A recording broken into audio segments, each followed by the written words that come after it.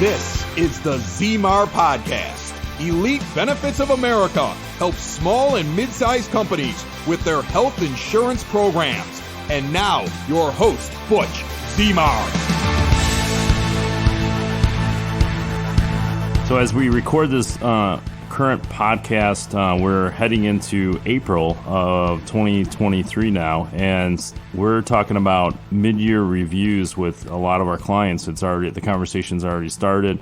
Some of it's a little bit too early, but early is better than late, and so there's a lot of that goes in behind the scenes. So on this episode, I'm going to walk you through some of the things that we do on our side, just a high-level overview. Maybe one day we'll get into a nitty-gritty so you understand the back office and what goes on not only at our agencies, but most agencies.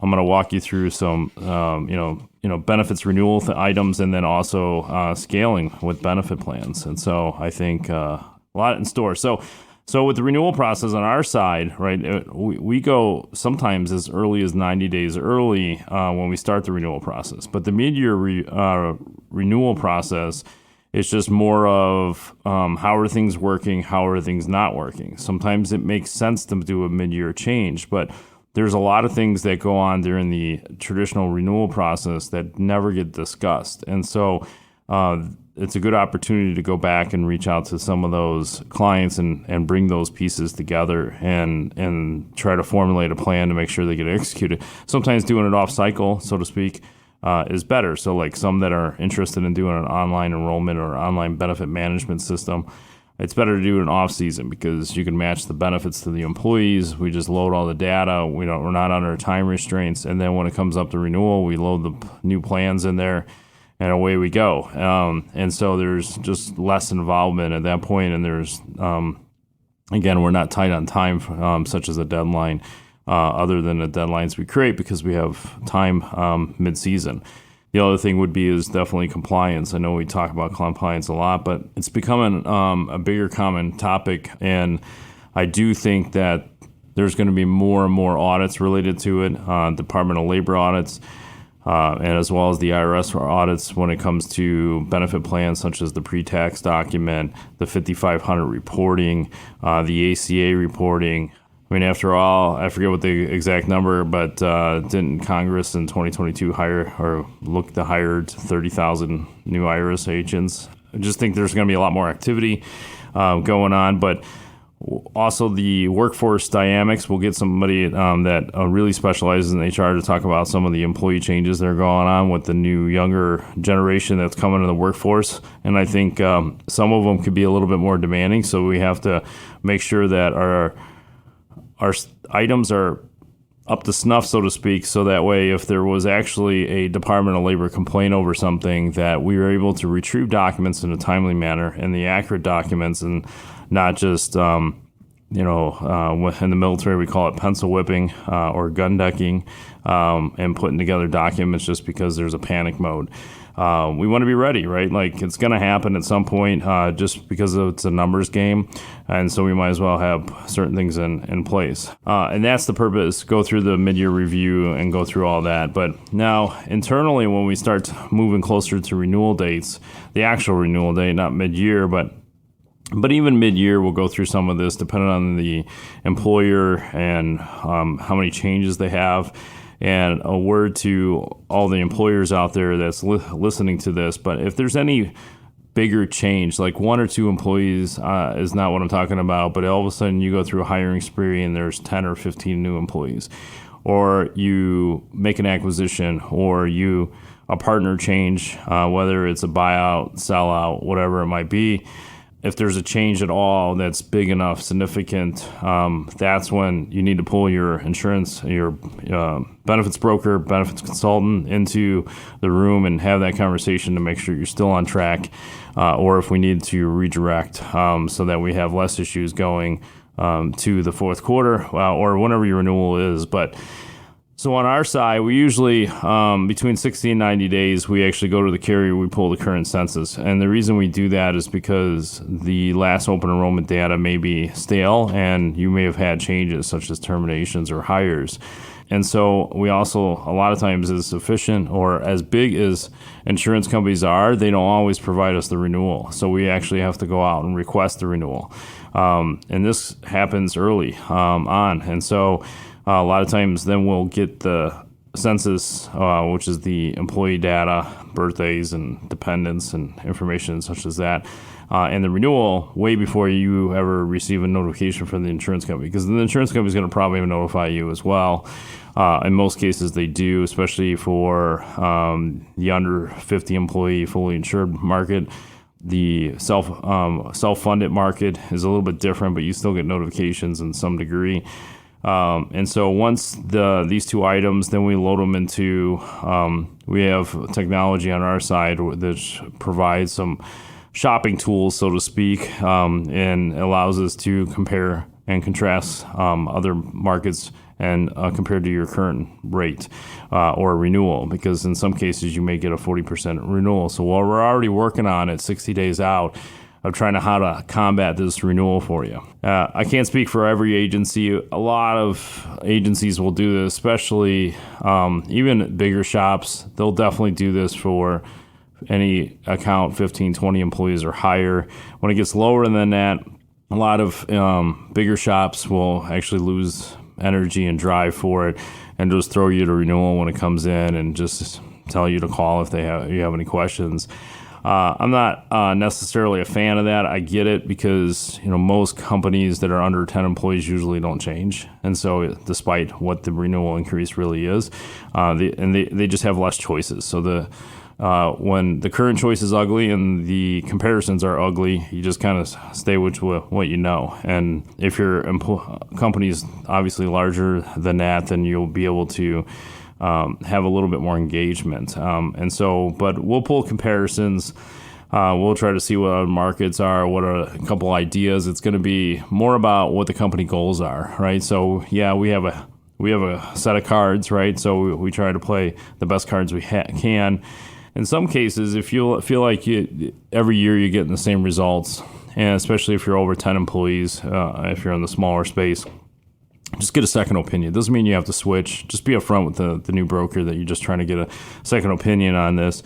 So they're not investing some time. Just note that they may charge you for that with the most likely an option for a refund, assuming that you guys do business, but they may not too, or they may keep it just really depends. Just work with that broker. I would respect any of those decisions that would be made.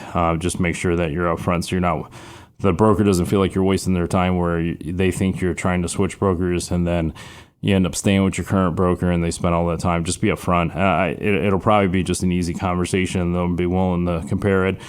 I joke with some people that call us and we compare it almost every year. I just say sometimes, I may not be the first guy you call. I just want to be the second guy. And one day I will be that second call. And then we'll earn the business. And so, it'll happen at some point.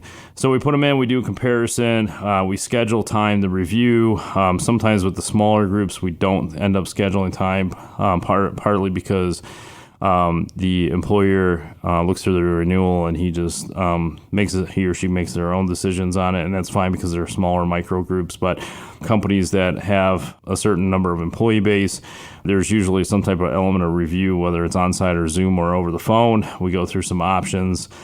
Today, post-COVID, we usually do a lot via Zoom or phone call with very little on-site engagement, but on-site engagement is definitely key in a lot of local markets, but it doesn't necessarily have to be the case. Like, for example, we have clients in Detroit, Ohio, California, Florida. We're not driving, there's not enough revenue on those accounts to actually fly across the country, spend overnight in a hotel, go over a review and fly back. It would have to be a pretty good size account or a nationwide account. No disrespect to the smaller ones, but just convenience of time. But we do have clients all over the country, and we just do Zoom, and that works out just fine. We go through any changes. Obviously, what's the goal and what's the biggest thing holding you back, right? Most of the time, it's money and cash flow.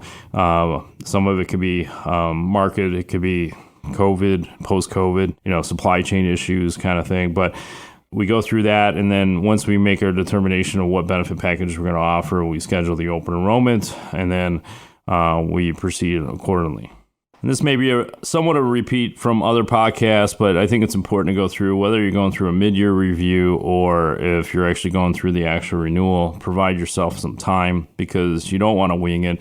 You're dealing with other people's households. And so sure, some of it, the business owner has the keys to do whatever he wants, and maybe within the capacity that's there, but you have to be mindful that there's other people, right? The number one strategy that insurance brokers use with their employers or the companies to control costs is between deductible and out-of-pocket expenses. The one thing that I've never been in a room with insurance brokers discussing this topic that anybody's ever taken into account the family sitting at the kitchen table trying to figure out how to pay their groceries bill, and their deductible went up by $400 and their out-of-pocket maximum went up by another $400. So that's another $800 if something were to occur that they have to come up with at some point. The good news, there's financing options, and we discussed those on the podcast, and we should keep reviewing those options so that people keep hearing it and make some changes on the retail front. But never I've been in a room where they've ever considered that cost. They were focused on the employer's cost. And I think that's the wrong mindset, especially if you're going to talk about growing and scaling, which we're going to talk about scaling with benefits here shortly. But definitely something to consider, that you have to look at it from a different angle. Always, whether they're a new account or if they're an established client with us and we worked with them for many, many years. I mean, in some cases, my kids play hockey with some of these owners, as well as, been scuba diving with some people. Like, some of them become personal friends over a period of time. So I already know a lot about them, but I usually just, the situation's the boss. I say, so tell me what's going on. Like, what's your biggest pain? What's going, like, when it comes to benefit programs and providing insurance benefits to your employees, right? Usually it's an open-ended question for many different reasons. Sometimes it's very short and say, yeah, it's all right. Like, we haven't heard anything, and then you move on, right? But in other cases, they're like, wow, I'm glad you asked, right? And then all of a sudden you're spending 30 minutes going back and forth, because that's what it's really about, right? Like, the employee engagement and their communication with their employer and the feedback they're getting. We took over an account one time, just to give you a case study. There was a broker in there, has been there for, I want to say, a long, long time. Previous owner used them, so the new owner ended up using them for at least 10 years. And then somehow we got in touch, and they're sharing with me the story about local provider issues. And the other broker was like, well, we could do this or we could do that, but the premiums would increase, and they didn't know what to do. And so I understood the local market. I understood the hospital they were going through. They were actually going through an acquisition with a bigger hospital system. So I had some inside knowledge, I guess. It's public, but I had some trend data that we were able to look at and say, well, with this new provider coming in, here's what it's going to look like, because this is what happened when they made an acquisition somewhere else. And so we went through some plan data, and we ended up switching to another plan that worked for the hospital system. That was the only hospital system that half of the employees were even concerned about. He did not know that at the time, but we eventually found out during this process. And we ended up saving them 25% on the renewal. And so it went backwards because we were able to find a lower cost plan that suited their employees' needs, as long as they were able to stay in that local market. And so if they were to go elsewhere, then we would have to do a little more homework. But the employee base, on the feedback, the surveys they were doing, seemed like that wasn't an issue. Which brings to another point. You need to get the feedback. So some people do it in open room meetings, town hall type things. Someone will send all their employees email and ask them to fill out a survey. Some will do one-on-one meetings with their employees, which takes a little bit of time, but well worth it in the end. Good data that comes back. It's kind of like undercover boss in some cases, where all of a sudden, if you get employees on a good note, they'll share with some things that are problems with the company or problems they're facing, and then the employer's like, man, for $500, I could fix your problem. Like a lot of our clients would be willing to put money on the table of their own money and try to fix things for their employees. And it's happened similar to what we see on Undercover Boss, but just more on a local level, small business type environment. Another topic here on the checklist would be like research new benefits, but researching new benefits really is leaning on the benefits consultant of offering different ways to package a plan. So like we had one account, just to share more case studies, right? We had one where we added a higher deductible plan and introduced an HRA, health reimbursement arrangement. And so in this plan design, the way the premiums worked out was in this reimbursement arrangement that we worked out that the employer was going to pay half the deductible. And so if there was any claims, and it lowered the premium, and it was a win-win. So those who chose to take that plan end up saving, I think it was like 14 or 15%. And most employees didn't meet that much of their deductible. So they paid 50% up to a certain max. I want to say the deductible was $5,000, so the employer was going to pay up to $2,500. Most of them end up not spending more than $1,000 or $1,500 of that. The employer may not like a bandit as well as the employees because they felt like they were getting some of their expenses paid for, and obviously that brings happy campers. Not everybody went with that plan, but for those who that did, there was obviously some savings there. Telemedicine is becoming more common, especially since COVID. A lot of medical plans have it built in, but it's provided by the insurance company. And self-funded plans, we usually have to add it to some degree. And obviously other programs to help that, such as medical management and other resources such as direct primary care to help access to healthcare. Obviously, budgets could change throughout the year as well as yearly. So mid-year reviews could help tighten some things up. Doesn't mean we could make plan changes, but we can anticipate some things in the future. So that's an important thing because I always say money's important, but it's not the only thing. So we usually move that to the side and bring that back up later because if you can't afford it, the plan means nothing. And so we'll focus on the plan, keeping cost in mind, and then we'll actually do a check against the budget just to make sure it works. In some cases it does, in other cases we have to readjust. Obviously, having meetings throughout the year with your insurance agent could be important. In some cases you may have to initiate it, and I'm not saying that's a bad thing because just like your CPA, your accountant's probably not reaching out to you every 3 months, picking up the phone saying, hey, how you doing? Just checking in with you, see how things are going. Maybe they will, depending on the relationship, but a lot of them won't. They just have too many clients, they're solving too many problems is what it comes down to. They don't always have time to call. They probably make a genuine effort, but it doesn't always occur. Definitely reach out and try to be proactive with it because you're going to get benefit because you're going to get the resources from them if you initiate the call.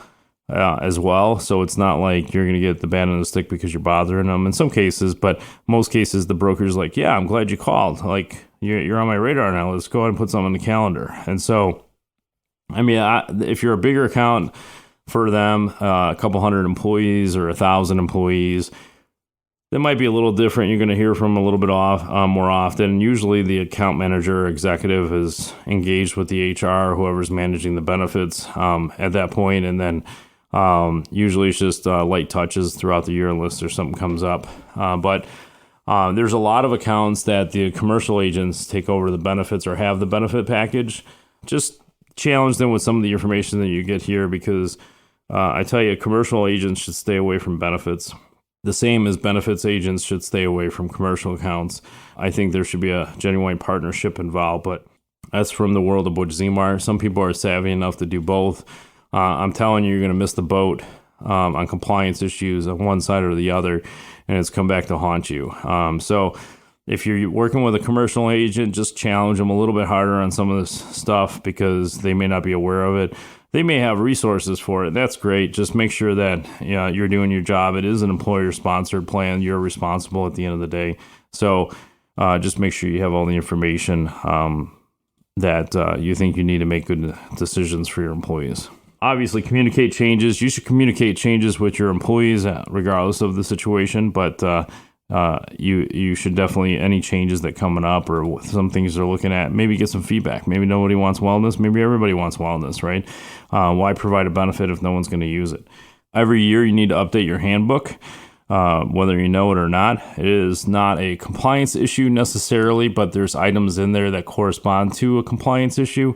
So like, for example, If an employee does not understand when they're eligible for benefits and it's not spelled out anywhere, such as your employee handbook, that's an issue. You need to make sure that they're very clear on when they're eligible for benefits and when they're not, for that matter. Updating the employee handbook is important. If you don't have one, definitely need to get one. If you haven't updated in a while, you definitely need to do that. This is missed all the time. This is just forgotten about, sitting on a shelf, and it only comes up when there's issues that come up with the employees. You need to be proactive. A lot of things change in the workplace. Technology has changed. How are you managing with people bringing their own devices to work? How are you managing for a bunch of stuff like, paid time off or leave time or sick time or whatever it might be? You need to communicate. If you don't have access to this or don't know where to go, just call our office. We have a free resource that we provide to all our clients. We'll just let you access to it. Just call our office. We'll get you in there. And then the next step would be is prepare for the open enrollment. In this case, if you're doing a mid-year review, you're just kind of preparing things months in advance. Kind of get some timelines on the calendar. And I tell you, this is going to pay off if you plan ahead, even if it's early. We've had some clients that we did early reviews last year, 2022, somewhere between June and July. We were done with the open enrollment November 1st. And so they were able to go to the rest of the year and not have the stress. Employees had their insurance cards probably by December 1st at the latest.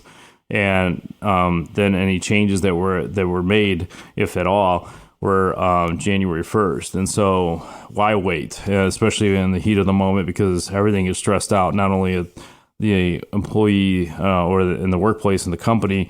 Employees get stressed out because it's the holiday season. And then in our office and many other insurance agencies, it just it's an all hands on deck and pure chaos. And we have 60 days essentially to wrap things up. And so it'll make it easier for everybody if you just start early and finish it early. And then obviously monitor changes throughout the year.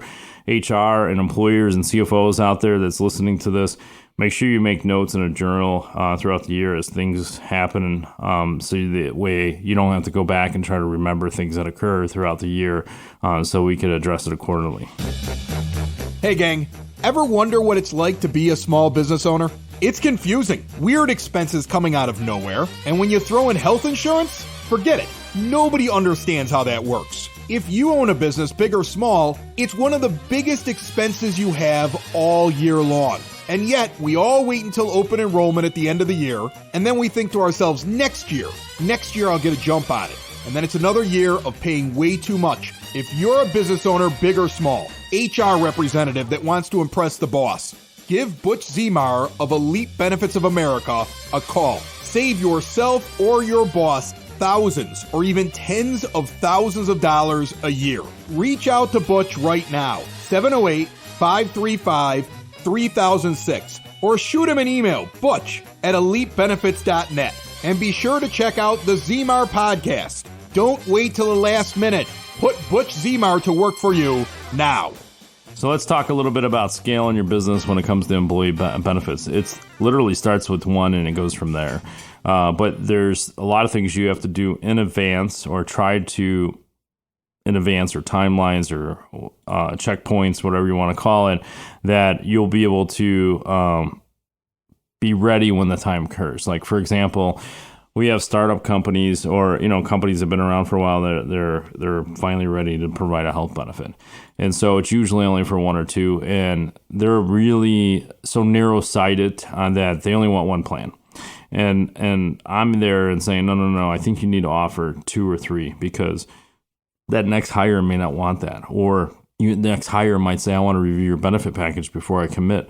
And then if you provide one plan, they could say no. And so there's certain things you want to try to put in place. It could be local market demands. There's hospital mergers and acquisitions happening in Chicago, and those are some things you got to keep ahead on trends. And so how do you plan accordingly that one plan worked for you now, but you hire new employees and they're not, maybe the acquisition's done, or maybe the networks have changed, or whatever it might be. There's a lot of things going on, so you just need to be up to speed on some of that. Making it a priority to figure out, okay, what is the most important thing right now for my business and my employees? It actually may not be medical insurance. It may be something else, such as retiree programs, paid time off. There's a number of things. Wellness programs, just depends on who you're trying to hire and who you're trying to attract. Medical is probably the number one sought after benefit, but it doesn't mean that is going to be for you and what you're trying to do. But providing a number of these may provide you access to scalability as far as hiring new people. So let's say, for example, you only have one. Well, you might want to just go ahead and, if you're already spending time, you might as well review all the insurances, right? You might as well look at, the health insurance, dental, vision, whatever it might be, and provide incrementally like timelines and say, okay, I'm going to add this now and add this later. Doesn't mean that you have to pay for it necessarily, but providing it to you. But obviously employees want employers to pay for it. It's always about the almighty dollar, and it'll help attract people anyway. So what's your ROI? Like, we have one company that we just went through the renewal process, does not provide a group life insurance benefit. We talked about it and he's like, okay, how much is it going to cost? Well, if we get 100% enrollment, it was only going to cost a little over $100 a month for, sure, it's $10,000 worth of benefit. But he's like, why didn't you tell me this before? I would have paid the $100 so I could provide another benefit. Well, we talked about it, just wasn't top of mind at that point. But I'm just saying that some things could be very inexpensive to make it available to you. Maybe add another perk to, how about paid time off? I know a lot of employees, if you gamify time off, I think that makes it a little more fun to work in the workplace. And so there's certain things that you may want to work on into your plan to help make it scalable based on attracting new employees.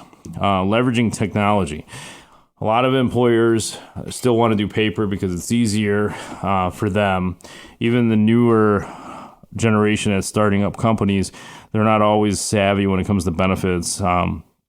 Therefore, maybe not looking at it online just makes it more confusing.